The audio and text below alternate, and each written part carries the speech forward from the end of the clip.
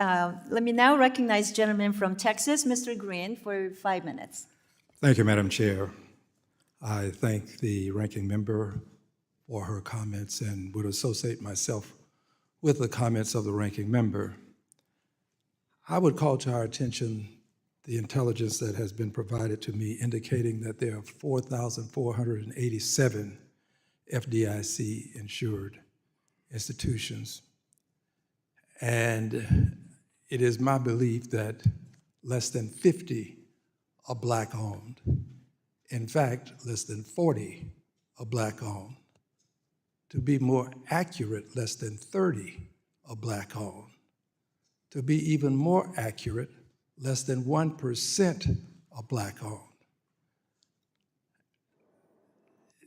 I'm interested in knowing how we can use this topic of funding access to acquire more Black banks.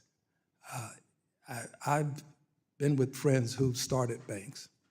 It is not easy to acquire Tier 1 capital. Tier 1 capital. There's not a Black bank in the country with $10 billion in Tier 1 capital. Probably 2 exceed $1 billion. Probably 2. Now, Mr. James, you're much more educated on these things than I, so correct me. Do we have more than 2 Black banks with Tier 1 capital exceeding $1 billion? Thank you for the question, Congressman Green. Actually, there are 25 Black-owned institutions in the United States, and there are 2 that exceed $1 billion in total assets. Technically, no, there are no institutions that are Black-owned that have more than $1 billion in Tier 1 capital.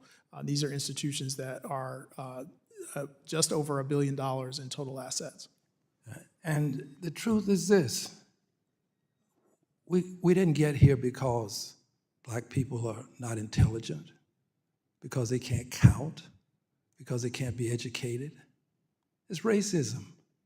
So the question becomes, how do we overcome this racism so that Black people can own banks and acquire capital? I don't have the answer, but I know what has created the problem. And until we confront this, I'm not sure that we'll be able to resolve the issues associated with starting and maintaining Black banks. Mr. James, do you have any answer for me to help me understand how we can acquire more Black banks and deal with the racism that still exists? Thanks again. I do want to acknowledge that in the last 5 years, for the first time in American history, we have seen a convulsion in the United States economy, such as what happened during the pandemic, and actually not seen a decline in African-American-owned institutions. Typically, when you had the Great Depression or the Great Recession, you would lose typically around half of the Black-owned institutions would fail because they were undercapitalized.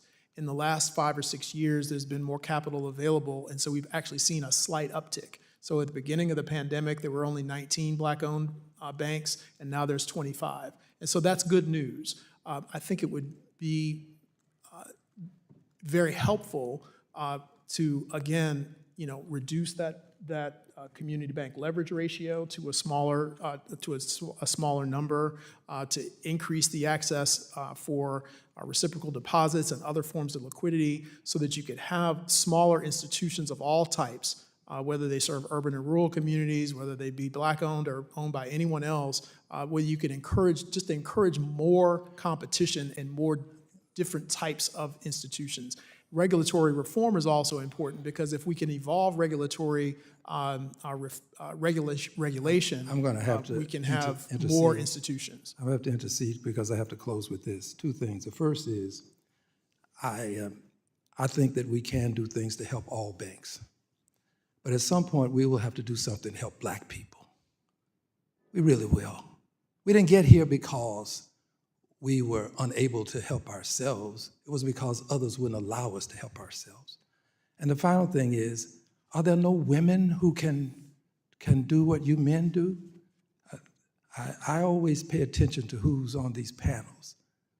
All male panel. But for this African American, I assume you're African American. You look like one to me. I don't know, but you know, but for the Democrats, we wouldn't have an African American on the panel.